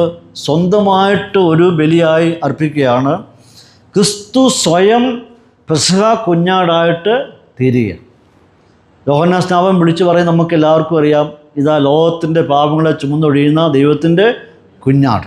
അപ്പോൾ യേശു ക്രിസ്തു പുതിയ നിയമത്തിലേക്ക് കടന്നു വരുമ്പോൾ അവൻ ഒരു പെസഹ കുഞ്ഞാടായിട്ട് സ്വയം മാറുകയാണ്. മനുഷ്യവർഗത്തിൻ്റെ പാപത്തെ സ്വയം ഏറ്റെടുത്തുകൊണ്ട് മനുഷ്യവർഗത്തിൻ്റെ പാപത്തിൻ്റെ പരിഹാരമായിട്ട് ഒരു ബലിയായിട്ട് കർത്താവ് അർപ്പിക്കുകയാണ്. നാം ഇന്ന് ആചരിക്കുന്നത് യഹൂദന്മാർ ആചരിക്കുന്ന പെസഹ അല്ല, പക്ഷെ നാം ആചരിക്കുന്ന എന്താണ്? കർത്താവായ യേശു ക്രിസ്തുവിൻ്റെ കാൽവറി മരണത്തെയാണ്. അവൻ്റെ മരണത്തെയാണ് നാം അനുസ്മരിക്കുന്നത്. 1 കൊരിന്ത്യർ 5-ാം അധ്യായം 7-ാം വാക്യത്തിലേക്ക് കടന്നു വരുമ്പോൾ പൗലോസ് അപ്പോസ്തലൻ പറയുന്നുണ്ട്, നമ്മുടെ പെസഹ കുഞ്ഞാടും അറുക്കപ്പെട്ടിരിക്കുന്നു, ക്രിസ്തു തന്നെ. അപ്പോൾ കർത്താവായ യേശു ക്രിസ്തു ആരായിട്ടാണ് സ്ഥാപിക്കുന്നത്? പെസഹ കുഞ്ഞാടായിട്ടാണ് അവിടെ കാണുവാൻ കഴിയുന്നത്. അപ്പോൾ ഇങ്ങനെ ഈ പുളിച്ച മാവ് കാണിക്കുന്ന വസ്തുത, പഴയ നിയമത്തിലെ പുളിച്ച മാവ് കാണിക്കുന്നത് പഴയ അതിൻ്റെ അഥവാ അവർ ചെയ്തു വന്നിരുന്നതിൻ്റെ തുടർച്ചയായിട്ട് നടന്നുകൊണ്ടിരിക്കുന്ന സംഭവത്തെയാണ്. ഒരിക്കൽ മാവ് കുഴച്ചു, അത് പുളിച്ചിരിക്കുന്നു, അത് വീണ്ടും അടുത്ത ദിവസം ഉപയോഗിച്ച് ഓരോ ദിവസം ഇങ്ങനെ അതിങ്ങനെ തുടർമാനമായിട്ട് നടന്നുകൊണ്ടിരിക്കുന്ന പ്രക്രിയയാണ്. അങ്ങനെ യഹൂദ സ്ത്രീകൾ അവരുടെ ഭവനങ്ങളിൽ എപ്പോഴും തലേ ദിവസം കുഴയ്ക്കുന്ന ഈ പുളിച്ച മാവ് സൂക്ഷിച്ചു വെക്കും. അത് പിറ്റേ ദിവസം അത് അടുത്ത മാവിനകത്ത് ചേർത്ത് അപ്പം ഉണ്ടാക്കുകയാണ്. ഇത് എല്ലാ ദിവസവും ചെയ്തുകൊണ്ടിരുന്ന ഒരു പ്രക്രിയയാണ്. ഇത് വേറൊരു കാര്യം കൂടെ സൂചിപ്പിക്കുന്നുണ്ട്. അതായത് ഇത് അവരുടെ പഴയ അറ്റുപോയ അഥവാ പഴയ ലോകത്തെ അറ്റുപോയ ബന്ധത്തെ സൂചിപ്പിക്കുകയാണ്. അതായത് ഈ മനുഷ്യർ തമ്മിൽ ബന്ധങ്ങളുണ്ടല്ലോ, അവിടെ ആരംഭിച്ചിരിക്കുന്ന ഒരു പ്രവണത, അതാ അവരുടെ ആരംഭം കുറിക്കുമ്പോൾ പുളിപ്പില്ലാത്ത അപ്പം പുളിച്ചായിരിക്കുന്ന മാവ് പിറ്റേ ദിവസം ഉപയോഗിച്ച് പുളിപ്പിച്ച് കഴിച്ച് ഇങ്ങ് പോവുകയാണ്. അപ്പം അത് മുറിഞ്ഞു പോകുന്നില്ല, അത് ബന്ധങ്ങൾ മുറിഞ്ഞു പോകാതെ അറ്റുപോകാതെ ഇങ്ങനെ തുടർമാനമായി നടന്നുകൊണ്ടേയിരിക്കുക. ആ ഒരു ബന്ധത്തെയാണ് അവിടെ കാണിക്കുന്നത്. അപ്പോൾ അവരുടെ ബന്ധങ്ങൾ അറ്റുപോകാതെ ഇങ്ങനെ നിലനിൽക്കുകയാണ്. ഈ പുളിപ്പില്ലാത്ത അപ്പം വേറൊരു കാര്യം കൂടെ സൂചിപ്പിക്കുന്നുണ്ട്. പഴയ ബന്ധങ്ങൾ, മിസ്രൈമുമായിട്ടുള്ള ബന്ധങ്ങൾ അവസാനിച്ചിരിക്കുന്നു എന്നതും കൂടി അവിടെ ഒരു വിഷയമാണ്. പുറപ്പാട് ആരംഭിക്കുമ്പോൾ പുറപ്പാട് മുതൽ പിന്നീട് അവർ ഈ പുളിച്ച മാവ് ഉപയോഗിച്ചായിട്ട് കാണുന്നില്ല. അപ്പോൾ അവിടുന്ന് പുറപ്പെടുന്ന സമയം മുതൽ ആ പഴയ ബന്ധങ്ങളെല്ലാം അവിടെ കൊണ്ട് തീരുകയാണ്, ഒരു പുതിയ ബന്ധം അവിടെ ആരംഭിക്കുക. ഇതെങ്ങനെയാണ് നമുക്ക് മനസ്സിലാക്കാൻ കഴിയുന്നത്? നമ്മുടെ കർത്താവായിരിക്കുന്ന യേശുക്രിസ്തു ഒരു പെസഹ കുഞ്ഞാടായിട്ട് തീരുമ്പോൾ പൗലോസ് ഓർപ്പിക്കുന്ന പോലെ നമ്മുടെ പെസഹ കുഞ്ഞാടും അറുക്കപ്പെട്ടിരിക്കുന്ന ക്രിസ്തു തന്നെ എന്ന് പറയുമ്പോൾ നമുക്കും ഒരു വേർപാട് സംഭവിക്കുകയാണ്. യഹൂദന്മാരെ സംബന്ധിച്ചിടത്തോളം പുറപ്പാട് മുതൽ ഒരു പുതിയ ജീവിത രീതി, പുതിയ ശൈലികൾ. നമ്മുടെ ബന്ധം ലോകത്തിൽ നിന്ന് മാറിയിട്ട് ക്രിസ്തുവുമായിട്ടുള്ളായിരിക്കുന്ന ഒരു ബന്ധം. നമുക്കെന്താണ് സംഭവിക്കുന്നത്? രക്ഷയിൽ പഴയ മനുഷ്യനെ ഉരിഞ്ഞു കളയുകയും പുതിയ മനുഷ്യനെ ധരിക്കുകയും ചെയ്യുക. അപ്പോൾ ഇവിടെ നമുക്ക് പഠിക്കുവാൻ കഴിയുന്നത് ഒരു വിഷയം എന്ന് പറയുന്നത്, എപ്പോൾ അവർ മിസ്രയീമിൽ നിന്നും പുറപ്പെട്ടുവോ ആ പുറപ്പെടുന്ന ആ സമയം മുതൽ പിന്നീട് ഒരിക്കലും അവർ മിസ്രയീമിൽ ഉപയോഗിച്ചിരുന്ന ആ പുളിച്ച മാവ് അവർ കൊണ്ടുവന്നതായിട്ട് പറയുന്നില്ല. അടുത്ത ഭാഗത്തിലേക്ക് കടന്നു വരുമ്പോൾ ഒക്കെ മനസ്സിലാക്കി കഴിയും. അതിൻ്റെ 33-ാം വാക്യത്തിൽ കടന്നു വരുമ്പോൾ നാം വായിക്കുന്നത്, സ്വർഗരാജ്യം പുളിച്ച മാവിനോട് സദൃശം, അതൊരു സ്ത്രീ എടുത്ത് 3 പറ മാവിൽ എല്ലാം പുളിച്ചു വരുവോളം അടക്കി വെച്ചു എന്ന് വായിക്കും. സ്വർഗരാജ്യം പുളിച്ച മാവിനോട് സദൃശം, അതൊരു സ്ത്രീ എടുത്ത് 3 പറ മാവിൽ എല്ലാം പുളിച്ചു വരുവോളം അടക്കി വെച്ചു എന്നവിടെ കർത്താവ് പറയുകയാണ്. അതായത് ഇവിടെ കാണുവാൻ കഴിയുന്നത്, ഒരു സ്ത്രീ എടുത്തിട്ട് അത് 3 പറ മാവിനകത്ത് ഒട്ട് തലേദിവസത്തെ പുളിച്ച മാവ് ചേർത്ത് കുഴച്ചിട്ട് അടച്ചു വെക്കും. എന്തിനു വേണ്ടിയാണ് അവൾ ചെയ്യുന്നത്? പുളിച്ച് പൊങ്ങുവാൻ വേണ്ടിയാണ് അത് അടച്ചു വച്ചിരിക്കുന്നത്. നശിച്ചു പോകാൻ വേണ്ടിയല്ല, അത് പുളിച്ച് പൊങ്ങി അത് ഉപയോഗിക്കാൻ വേണ്ടിയാണ് അത് അവൾ ഭദ്രമായിട്ട് അടച്ചു വച്ചിരിക്കുന്നത്. അപ്പോൾ പഴയത് എടുത്ത് പുതിയനായിട്ട് മിക്സ് ചെയ്ത് വെച്ചിരിക്കുക, അടച്ചു വച്ചിരിക്കുക. ഇവിടെ കർത്താവ് നമുക്ക് പറയുന്നത് എന്താ കർത്താവ് ഉദ്ദേശിക്കുന്നത്? പുളിച്ച മാവിനെ സ്വർഗരാജ്യത്തോട് ഉപമിച്ചിരിക്കുക. പുളിച്ച മാവിനെ സ്വർഗരാജ്യത്തോട് ഉപമിച്ചിരിക്കുക. ഇവിടെയും പുളിച്ച മാവിനെപ്പറ്റി 2 വിധത്തിലുള്ളായിരിക്കുന്ന അഭിപ്രായങ്ങളാണ് വേദചിന്തകന്മാരുടെ ഇടയിലുള്ളത്. ഒന്ന്, പുളിച്ച മാവ് തിന്മയെ പ്രതിനിധീകരിക്കുന്നു എന്ന് പഠിപ്പിക്കുന്നു. പുളിച്ച മാവ് തിന്മയുടെ വശത്തെ പ്രതിനിധീകരിക്കുന്നു എന്ന് പറയുന്നു. ഇവർ സ്ഥാപിക്കുന്നത് ഇങ്ങനെയാണ്: യേശുക്രിസ്തുവിൻ്റെ 2 വരവുകൾക്ക്, മേഘപ്രത്യക്ഷതയ്ക്കും മഹത്വപ്രത്യക്ഷതയ്ക്കും ഇടയ്ക്കുള്ള സമയത്തെ പുളിച്ച മാവിൻ്റെ അഥവാ തിന്മ നിറഞ്ഞ സ്വഭാവമുള്ള കാലയളവായിട്ട് അവർ കാണുന്നു. കർത്താവിൻ്റെ 2 വരവിൻ്റെ നടുവിലായിട്ടുള്ള പീരീഡിനെ പുളിച്ച മാവിനോട് സാദൃശ്യപ്പെടുത്തിയിരിക്കുന്നു. അഥവാ തിന്മയുടെ കാലമായിട്ട് അവരെ ചിത്രീകരിക്കുകയാണ്. ഇവർ പറയുന്നത് പുളിച്ച മാവിനെപ്പറ്റി ബൈബിളിൽ പല ഭാഗത്തായിട്ട് പറയുന്നുണ്ട്. എവിടെല്ലാം പുളിച്ച മാവിനെപ്പറ്റി പറഞ്ഞിരിക്കുന്നോ അതെല്ലാം തിന്മയായിട്ടാണ് പറഞ്ഞിരിക്കുന്നത്. പുറപ്പാട് പുസ്തകം 12:15, ലേവ്യപുസ്തകം 2:11, ലേവ്യപുസ്തകം 6:17, ലേവ്യപുസ്തകം 10:12, മത്തായിയുടെ സുവിശേഷം 16:6, 11 മുതൽ 12 വരെ, മർക്കോസിൻ്റെ സുവിശേഷം 8:15, ലൂക്കോസിൻ്റെ സുവിശേഷം 12:1, 1 കൊരിന്ത്യർ 5:7-8, ഗലാത്യ ലേഖനം 5:8-9. ഇത്രയും വാക്യങ്ങൾ പുളിച്ച മാവിനെ തിന്മയായിട്ടൊക്കെയാണ് അവിടെ പറഞ്ഞിരിക്കുന്നത്. അതുകൊണ്ട് ബൈബിളിൽ പുളിച്ച മാവിനെ തിന്മയായിട്ട് പറഞ്ഞിരിക്കുന്നത് കൊണ്ട് ഇവിടെയും കർത്താവ് ഉദ്ദേശിക്കുന്നത് തിന്മയായിട്ടാണ് ഉദ്ദേശിക്കുന്നത് എന്നാണ് ഭാഗത്തുനിന്ന് അവർ വ്യാഖ്യാനിക്കുന്നത്. അപ്പോൾ ഇവിടെ ഈ ഭാഗത്തു നിന്നൊക്കെ കാണുവാൻ കഴിയുന്ന, ഈ വാക്യങ്ങൾ കാണുവാൻ കഴിയുന്നത്, പുളിച്ച മാവ് എന്ന് പറയുമ്പോൾ തിന്മയുള്ള പെരുമാറ്റം, തിന്മയുടെ ഉപദേശം എന്നൊക്കെയാണ് ആ വ്യാഖ്യാന രീതി എന്ന് പറയുന്നത്. ഇന്ന് നാം മനസ്സിലാക്കേണ്ടത്, ഇവിടെ പറയുന്ന പുളിച്ച മാവിനെ പറ്റി ചിന്തിക്കുമ്പോൾ ഏകദേശം 98 പ്രാവശ്യം ബൈബിളിൽ ഈ പുളിച്ച മാവിനെ പറ്റി പറയുന്നുണ്ട്. പഴയ നിയമത്തിൽ 75 പ്രാവശ്യവും പുതിയ നിയമത്തിൽ 23 പ്രാവശ്യവും ഈ പുളിച്ച മാവിനെ പറ്റി പറഞ്ഞിരിക്കുകയാണ്. ഈ ഇവിടെ പറയുന്നതെല്ലാം തിന്മയായിട്ട് മോശമായിട്ടൊക്കെയാണ് പറഞ്ഞിരിക്കുന്നത്. അങ്ങനെ പറഞ്ഞു വരുമ്പോൾ ഈ ഒന്നാമത്തെ വാദഗതി അനുസരിച്ച് ദുരുദ്ദേശങ്ങൾ സഭയിൽ കടന്നു കൂടുന്നത് ഫലമായിട്ട് വിശ്വാസത്യാഗം സഭയിൽ ഉണ്ടാകുന്നു എന്നാണ് ആ വ്യാഖ്യാനത്തിൽ അറിയിക്കുന്ന കൺക്ലൂഷൻ എന്ന് പറയും. അതായത് തിന്മയുടെ ഈ പുളിച്ച മാവ് കടന്നത് ഫലമായിട്ട് സഭയിൽ എന്ത് സംഭവിക്കുന്നു? സഭയെ ബാധിക്കുന്നു, വിശ്വാസത്യാഗം സംഭവിക്കുന്നു, ദൈവത്തെ മറക്കുന്നു എന്നൊക്കെയാണ് ഈ ഒന്നാമത്തെ വ്യാഖ്യാനത്തിൻ്റെ പ്രത്യേകത. എന്നാൽ അപ്പോൾ തന്നെ പുറപ്പാട് പുസ്തകം 12-15 വാക്യത്തിലേക്ക് നാം കടന്നു വരുമ്പോൾ അവിടെ പറയുന്ന വേറെ ഭാഗമുണ്ട്. പെസഹ പെരുന്നാളിൻ്റെ 7 ദിവസങ്ങളിൽ ആരും പുളിച്ച മാവ് പുളിപ്പുള്ള അപ്പം തിന്നരുത് എന്ന് പറയുന്നു. ആ പെസഹ പെരുന്നാളിൻ്റെ സമയങ്ങളിൽ ഒരു മനുഷ്യനും എന്ത് തിന്നാൻ പാടില്ല?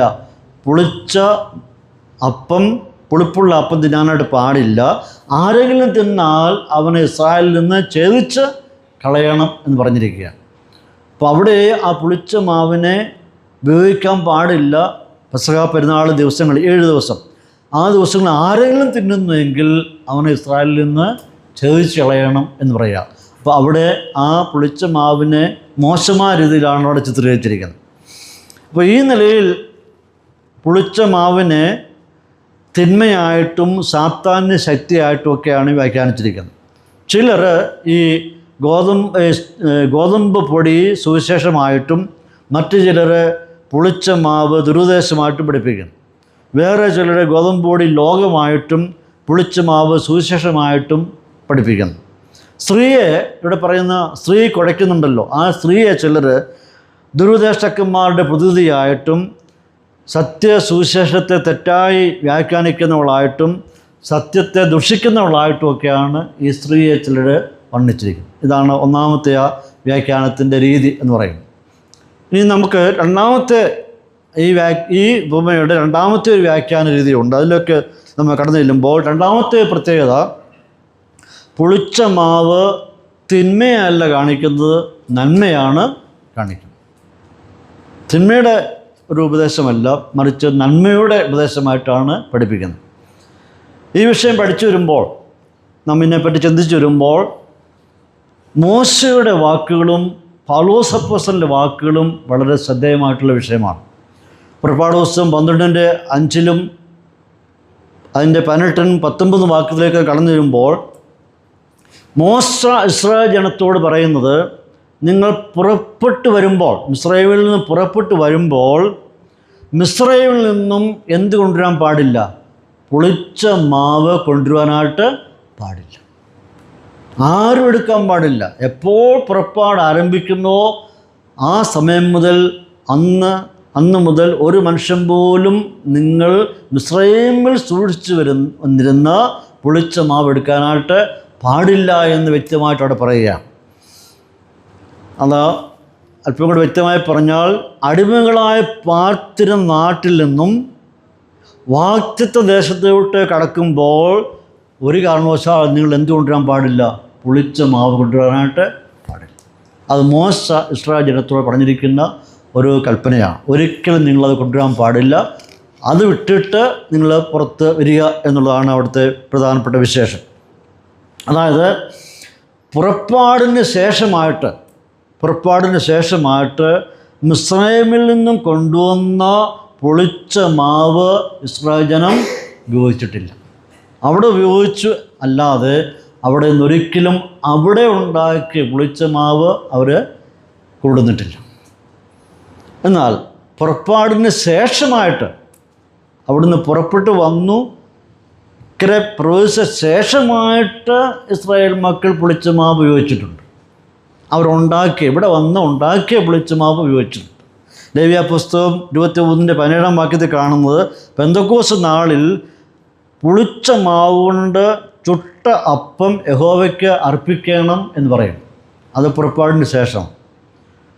എന്നാൽ ഈ പുളിച്ച മാവ് കൊണ്ടുണ്ടാക്കിയ അപ്പം എന്ന് പറയുന്നത് അവിടുന്ന് കൊണ്ടുവന്ന പുളിച്ച മാവിന് ചേർത്തതല്ല, ഇക്കരെ പ്രവേശിച്ച ശേഷം അവർ വീണ്ടും ഉണ്ടാക്കിയ ആ പുളിച്ച മാവിൻ്റെ അപ്പം കൊണ്ടാണ് അവർ യഹോവയ്ക്ക് യാഗമായി അർപ്പിച്ചത്.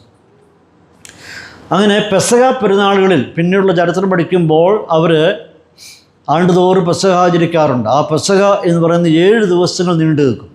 ഈ 7 ദിവസങ്ങളിൽ അവർ പുളിപ്പുള്ള അപ്പം തിന്നുവാനായിട്ട് പാടില്ല, പുളിച്ച അപ്പം തിന്നുവാൻ പാടില്ല, മറിച്ച് പുളിപ്പില്ലാത്ത അപ്പം മാത്രമേ തിന്നുവാനായിട്ട് പാടുള്ളൂ. അതിൻ്റെ കാരണം എന്താണ്? അതിൻ്റെ കാരണം മിസ്രൈമിനോട് നമ്മൾ എന്നേക്കുമായി യാത്ര പറഞ്ഞു. മിസ്രൈമുമായിട്ട് നമുക്കിനി ബന്ധമില്ല, ഒരു കണക്ഷനും അവരുമായിട്ടില്ല. അതുകൊണ്ട് പുളിച്ചത് അവിടെ വെച്ച് കളഞ്ഞിരിക്കുകയാണ്. നമുക്കിനി എന്താണ് ആവശ്യമായിരിക്കുന്നത്? പുളിപ്പില്ലാത്ത അപ്പമാണ്. അപ്പോൾ പഴയതിനോട് എന്നേക്കുമായി യാത്ര പറഞ്ഞതിൻ്റെ ഒരു അടയാളമായിട്ടാണ് അവർ ചെയ്യുന്നത്. ആ 7 ദിവസം മാത്രമേ ഉള്ളൂ, 7 ദിവസങ്ങൾ മാത്രമാണ് ഇത് കഴിക്കാൻ പാടില്ലാത്തത്. ആ 7 ദിവസങ്ങളിൽ പുളിപ്പില്ലാത്ത അപ്പം മാത്രമേ അവർ കഴിക്കാറുള്ളൂ.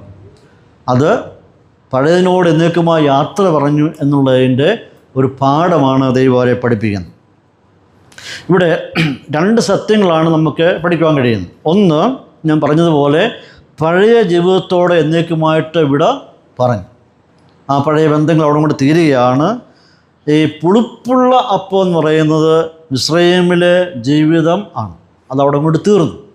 രണ്ടാമത് പുതിയ ജീവിതം ആരംഭിക്കുകയാണ്, അത് പുളിപ്പില്ലാത്ത അപ്പം. ഒന്ന് ഓർപ്പിക്കുന്നു, മറ്റൊന്ന് ഓർക്കുന്നു. 2 കാര്യങ്ങൾ അവിടെ ചെയ്യുകയാണ്.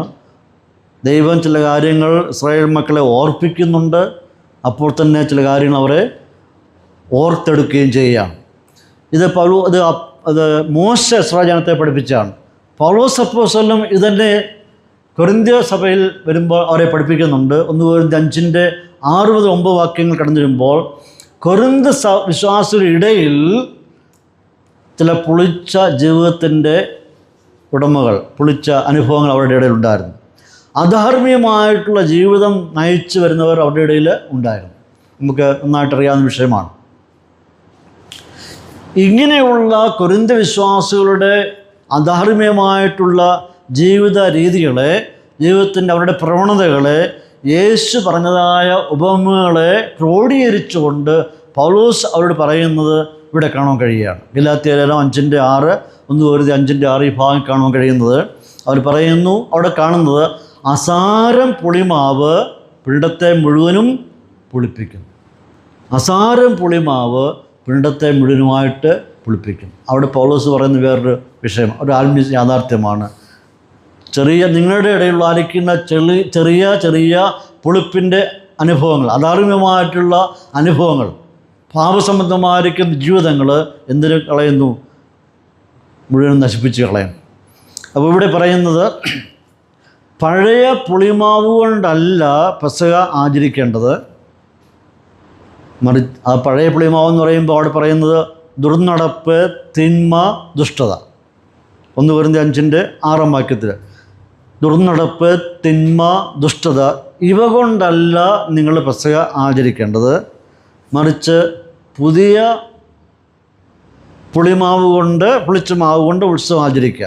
അതെങ്ങനെയാണ് അവിടെ പറയുന്നത്? സ്വച്ഛതയും സത്യവും കൊണ്ട്, നിഷ്കളങ്കതയും സത്യവും കൊണ്ട് നിങ്ങൾ പെസഹ ആചരിക്കുക. അപ്പോൾ പഴയ ജീവിതത്തിലുള്ള സ്വഭാവങ്ങളായിരിക്കുന്ന ദുർനടപ്പ്, തിന്മ, ദുഷ്ടത ഇതെല്ലാം പുളിച്ച മാവിന് സദൃശ്യം. പൗലോസ് പറയുന്നത് നിങ്ങൾ ചെയ്യേണ്ടത്, നിങ്ങൾക്ക് ആവശ്യമായിരിക്കുന്നത് നിഷ്കളങ്കതയും സത്യവുമാണ്. അത് പുളിപ്പില്ലാത്ത ജീവിതത്തിൻ്റെ അനുഭവം. അപ്പോൾ ഇവിടെ പൗലോസ് പുളിച്ച മാവും പുളിക്കാത്ത മാവും തമ്മിലുള്ള ഒരു അന്തരം ഇവിടെ കാണിക്കുകയാണ്. ഇവിടെ പുളിച്ച മാവ് രക്ഷിക്കപ്പെട്ടവരും രക്ഷിക്കപ്പെടാത്തവരും തമ്മിലാലിക്കുന്ന വ്യത്യാസം ഇവിടെ കാണിക്കുകയാണ്. പൗലോസ് എടുത്ത് പറയുന്നതാണ്. പുളിച്ച മാവ് എന്ന് പറയുമ്പോൾ അവിശ്വാസി, അവൻ്റെ സ്വഭാവം ദുർനടപ്പ്, തിന്മ, ദുഷ്ടത. പുളിപ്പില്ലാത്ത മാവെന്ന് പറയുന്നത് വിശ്വാസി, അവൻ്റെ സ്വഭാവം നിഷ്കളങ്കതയുള്ളതും സത്യമായതുള്ളതാണ്. നമുക്ക് ഈ ഭാഗത്തെപ്പറ്റി ചിന്തിക്കുമ്പോൾ അല്പം കൂടെ ഒന്ന് ചിന്തിച്ച് വരുമ്പോൾ നിങ്ങളെല്ലാവരും ശ്രദ്ധിക്കണം. ഒന്നാമത്തെ വ്യൂ അനുസരിച്ച് പുളിച്ച മാവ് തിന്മയാടുന്നുവെങ്കിൽ, പൈശാചികമാണെങ്കിൽ, ശ്രദ്ധിക്കണം, ഒന്നാമത്തെ പുളിച്ച മാവ് തിന്മയാണെങ്കിൽ അതോ പൈശാചികമാണെങ്കിൽ അത് പുളിക്കാത്ത മാവിൽ ചേർത്ത് അവസാനം ചുട്ടെടുക്കുന്ന അപ്പം, അതും പൈശാചികവും തിന്മയായിരിക്കണ്ടേ? പറഞ്ഞു മനസ്സിലായോ? ഒന്നാമത്തെ വാദഗതി അനുസരിച്ച് പുളിച്ച മാവ് തിന്മയെയും പൈശാചികമായതിനെ കാണിക്കുന്നുവെങ്കിൽ ആ പുളിച്ച മാവ് പുതിയ ഗോതമ്പ് കുഴയ്ക്കുമ്പോൾ അതിനകത്ത് പഴയ പുളിച്ച മാവ് ചുട്ടെടുക്കുകയാണെന്നുണ്ടെങ്കിൽ അതിൽ നിന്ന് എടുക്കുന്ന അപ്പവും എന്തായിരിക്കണം? തിന്മയായിരിക്കണം. പുളിച്ച മാവിനെ മോശമെന്ന് പറയുകയാണെന്നുണ്ടെങ്കിൽ പുളിച്ച മാവ് പുളിക്കാത്ത മാവിൽ ചേർത്ത് കഴിയുമ്പോൾ അത് അപ്പം ചുടുമ്പോൾ അതെങ്ങനെയാണ് നല്ലതായി മാറുന്നത്? അതിൻ്റെ ഗുണം എങ്ങനെയാണ് മാറുന്നത്?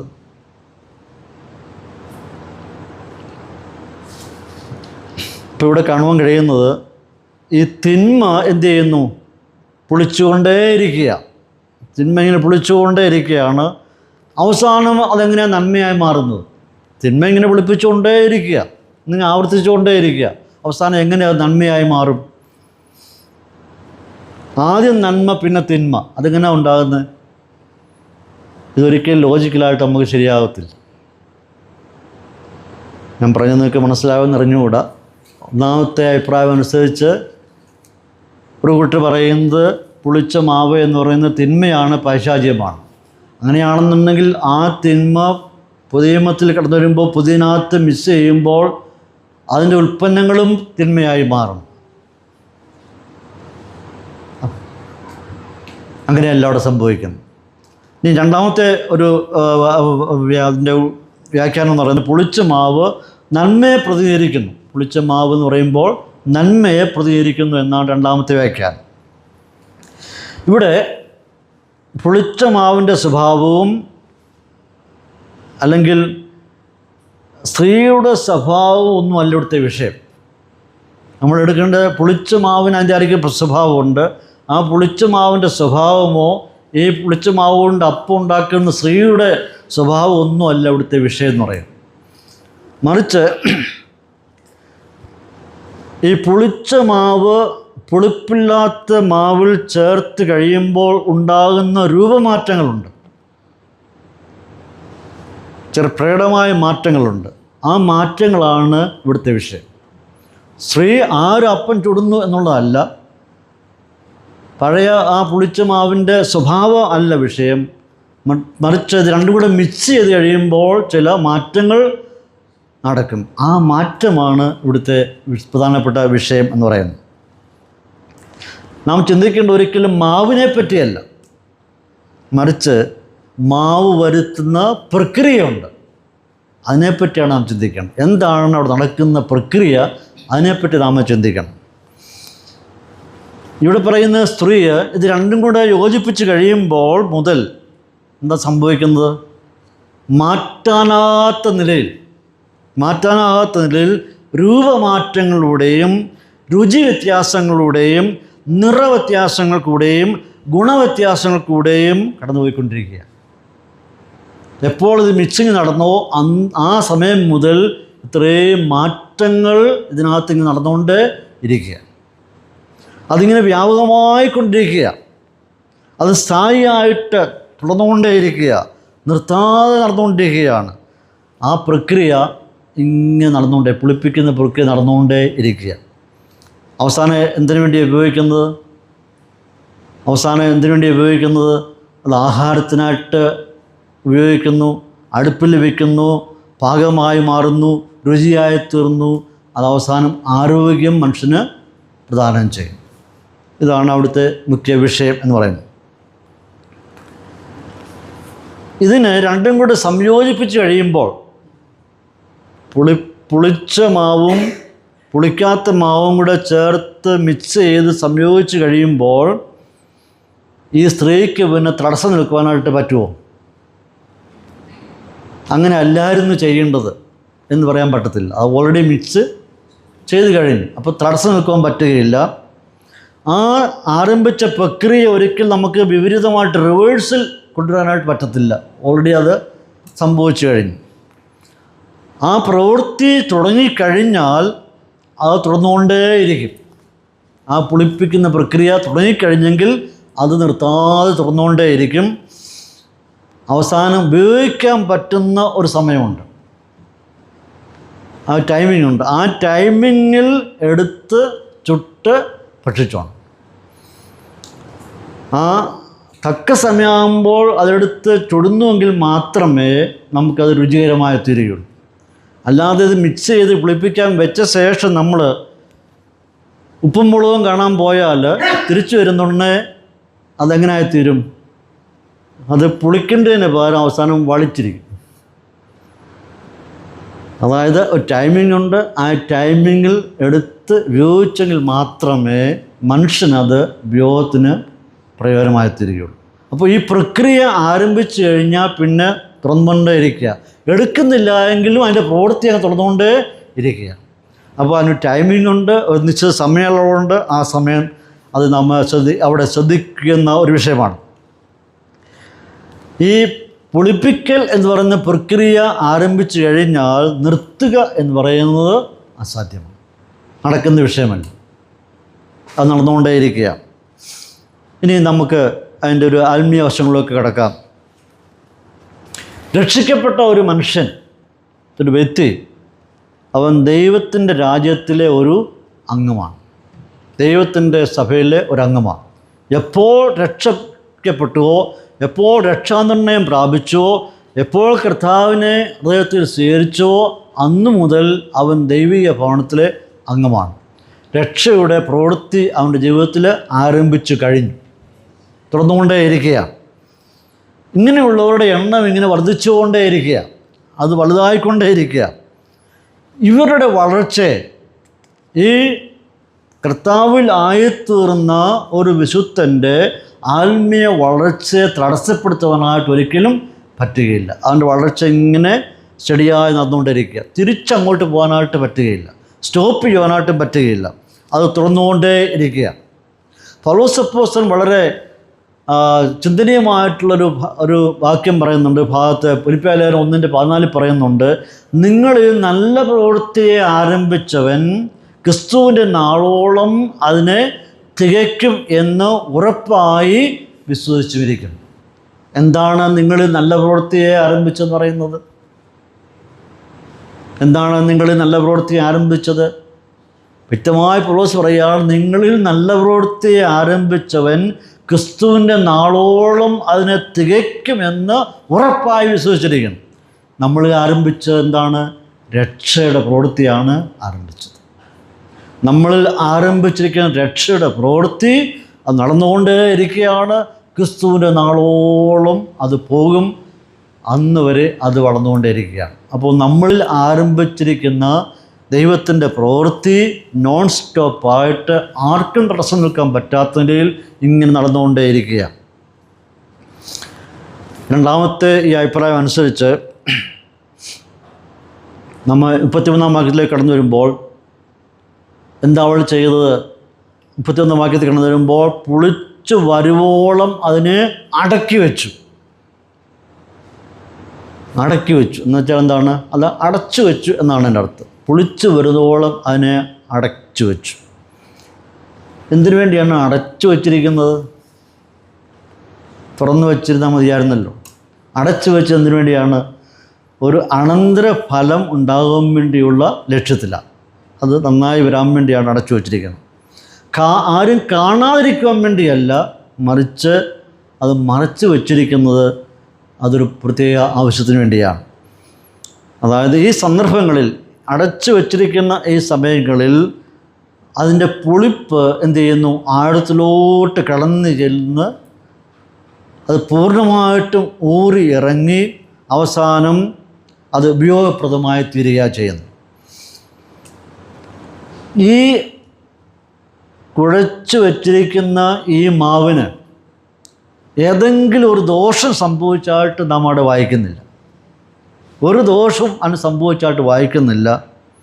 ഇത് ഭക്ഷിച്ചാർക്കെങ്കിലും ശരീരത്തിന് ബുദ്ധിമുട്ടുണ്ടാകാതായിട്ട് നമ്മൾ വായിക്കുന്നില്ല. സ്വർഗരാജ്യം പുളിച്ച വീഞ്ഞിനോട് സദൃശ്യം എന്ന് പറയുമ്പോൾ അവിടെ മനസ്സിലാക്കേണ്ടത് അതിൻ്റെ പ്രക്രിയ എളിയ നിലയിൽ ആരംഭിച്ചു. അത് വ്യാപിച്ച് പടർന്ന് അത് അടച്ചു വച്ചിരിക്കുന്നു. അത് കഴിഞ്ഞ് തുറന്ന് എടുത്ത് അത് പ്രയോജനമുള്ളതാക്കി തീരുകയാണ്. അപ്പോൾ സഭയെ കൊണ്ടുള്ള ദൈവത്തിൻ്റെ പദ്ധതി, ദൈവജനത്തെപ്പറ്റുള്ളവർക്ക് ദൈവത്തിൻ്റെ പദ്ധതി എന്താണ്?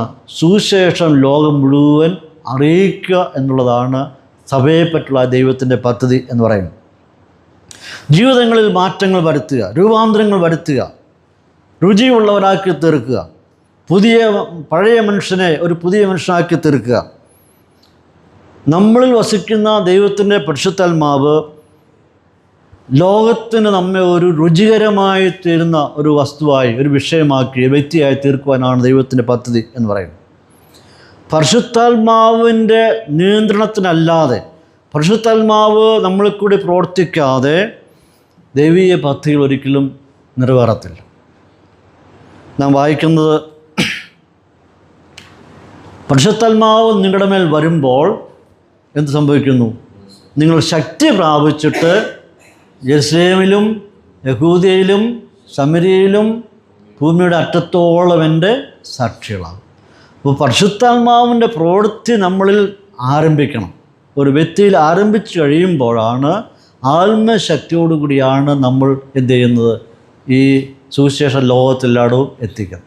പരിശുദ്ധാത്മാവിൻ്റെ ശക്തിയില്ലാതെ നമുക്ക് മുമ്പോട്ട് പോകാനായിട്ട് പറ്റുകയില്ല. അപ്പോൾ രക്ഷാനിർണയം, ആത്മനിറവ്, ഇതൊക്കെ നമുക്ക് ചേർത്ത് പഠിക്കുവാൻ നമുക്ക് ഇടയായിത്തീരും. അപ്പോൾ നമ്മളിൽ ആരംഭിച്ച ഈ പ്രക്രിയ, ദൈവം നമ്മളിൽ ആരംഭിച്ച പ്രക്രിയ നടന്നുകൊണ്ടേ ഇരിക്കുകയാണ്. എളിയ നിലയിൽ ആരംഭിച്ചായിരിക്കുന്ന ഈ പ്രക്രിയ ഇങ്ങനെ നടന്നുകൊണ്ടേ ഇരിക്കുകയാണ്. ക്രിസ്തുവിൻ്റെ നാളോളം അതിങ്ങനെ നടന്നുകൊണ്ടേയിരിക്കും. നമ്മുടെ ലക്ഷ്യം എന്ന് പറയുന്നത്, സഭയുടെ ലക്ഷ്യം എന്ന് പറയുന്നത് സകല ജാതികളെയും ശിഷ്യരാക്കി കൊള്ളുക എന്നുള്ളതാണ്. അതാണ് അപ്പോസ്തലന്മാരോട് കർത്താവ് പറഞ്ഞിരിക്കുന്ന വചനം എന്ന് പറയുന്നത്. നമ്മൾ ചരിത്രം ഒന്ന് പരിശോധിക്കുമ്പോൾ ഓരോ ആഴ്ചകളിലും 100 സഭകൾ ഇങ്ങനെ ഉണ്ടായിക്കൊണ്ടിരിക്കുന്നു എന്നുള്ളത് ഒരു വലിയൊരു സംഭവമാണ്, ഒരു വിഷയമാണ്. ലോകത്ത് ധാരാളം സഭകൾ ഇങ്ങനെ ഉണ്ടായിക്കൊണ്ടേയിരിക്കുക. കമ്മ്യൂണിസ്റ്റ് രാജ്യമായിരിക്കുന്ന ചൈനയിൽ ഇന്ന് 100-നും 130-നും ഇടയിൽ ഉള്ള മില്യൺ വിശ്വാസികൾ ഉണ്ട് എന്നുള്ളതാണ്. ക്രൈസ്തവരെ ഒരിക്കൽ പീഡിപ്പിച്ച് കൊന്നൊടുക്കിയ രാജ്യത്ത് 100-നും 130-നും ഇടയ്ക്ക് മില്യൺ വരുന്ന വിശ്വാസികളുണ്ട്. 2030 ആകുമ്പോഴേക്കും ചൈനയിൽ 247 മില്യൺ വിശ്വാസം ഉണ്ടാകും എന്ന് പറയും. അപ്പോൾ തന്നെ വേറൊരു ഭാഗത്ത് ചിന്തിക്കുമ്പോൾ വിശ്വാസികൾക്കെതിരെ പീഡനങ്ങൾ വർദ്ധിച്ചുകൊണ്ടേയിരിക്കുക. ക്രൈസ്തവ സഭയെ യഹൂദന്മാരും കമ്മ്യൂണിസവും അതുപോലെ ഹിന്ദുയിസവും മുസ്ലിമുകളും എല്ലാം പീഡിപ്പിച്ച ചരിത്രമാണുള്ളത്. ക്രൈസ്തവ സഭ നിരവധി പീഡനങ്ങൾ കടന്നു പോയിട്ടുണ്ട്.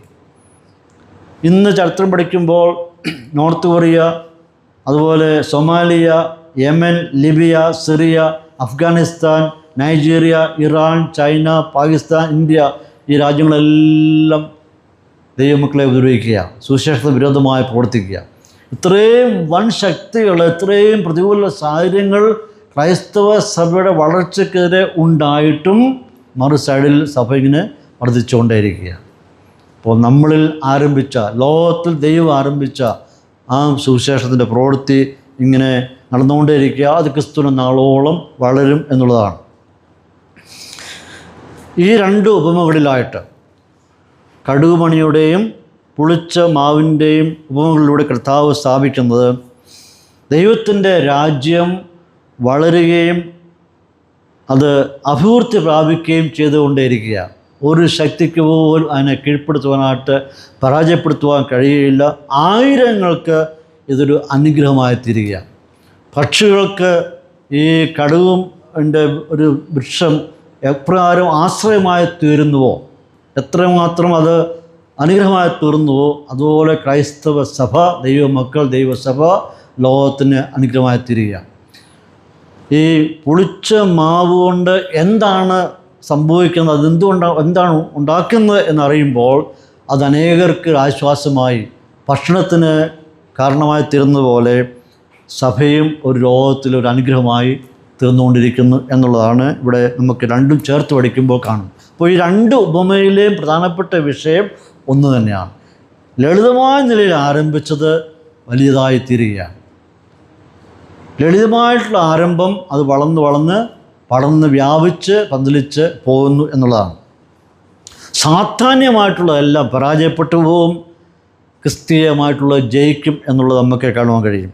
നമ്മുടെ കർത്താവായ യേശു ക്രിസ്തു അവസാന ലോകത്തെ അവൻ ഭരിക്കും. ക്രിസ്തു സഭയെ ഇങ്ങനെ പണിതുകൊണ്ടേ ഇരിക്കുകയാണ്. അതാർക്കും ഒരു ശക്തിക്ക് പോലും അതിനെ തൊടുവാനായിട്ട് പറ്റുകയില്ല. കർത്താവ് ഒരിക്കൽ പത്രോസിനോട് പറയുന്നുണ്ട്, ഞാൻ എൻ്റെ സഭയെ പണിയും, പാതാള ഗോപുരങ്ങൾ അതിനെ ജയിക്കുകയില്ല. എളിയ നിലയിൽ ആരംഭിച്ച 12 പേരെ കൊണ്ട് ആരംഭിച്ച സഭ ഇന്ന് വളർന്ന് ലക്ഷോപലക്ഷം മില്യൺ കണക്കിന് വിശ്വാസ ലോകത്തിലുണ്ട് എന്നുള്ളത് ഇത്രയും അനുഗ്രഹപ്പെട്ട ഒരു വിഷയമാണ്. അത് കർത്താവ് ആരംഭിച്ച അവൻ്റെ പ്രവൃത്തി ലോകത്തിൽ തുടരും. അത് ലളിതമായ നിലയിൽ ആരംഭിച്ചതാണ്. കടുകു മണിക്ക് സമാനമായ രീതിയിൽ ആരംഭിച്ച ആ പ്രസ്ഥാനം വളർന്നുകൊണ്ടേയിരിക്കുകയാണ്. അത് മുമ്പോട്ട് തന്നെ കടന്നു പോകും. നമുക്കും അതിനകത്തൊരു പങ്കാളിത്തം വഹിക്കാനായിട്ട്, അതിൽ പങ്കാളികളായിത്തീരുവാനായിട്ട് ഇടയായിത്തീർന്നതിനെ ഓർത്ത് നമുക്ക് സ്തോത്രം ചെയ്യാം. ഒരുപക്ഷെ കടുമണിയെപ്പോലെ വളർന്ന് അനേകർക്കൊരു ആശ്വാസം കൊടുക്കുന്ന ഒരു വൃക്ഷമായിരിക്കാം, അല്ലെങ്കിൽ അനേകർക്ക് സംതൃപ്തി കൊടുക്കുന്ന അതേ ഒരു ലോകത്തിൻ്റെ അപ്പമായിട്ട് നമ്മെ മാറ്റി എടുക്കുവാനായിട്ട് ആഗ്രഹിക്കുകയാണ്. എന്താണ് നമ്മെക്കുറിച്ച് അവൻ ആഗ്രഹിക്കുന്നത് അതേ അളവിൽ ആയിത്തീരുവാനായിട്ട് നമുക്ക് ശ്രമിക്കാം. കർത്താവിൻ്റെ നാമം വാഴ്ത്തപ്പെടുമാറാകട്ടെ.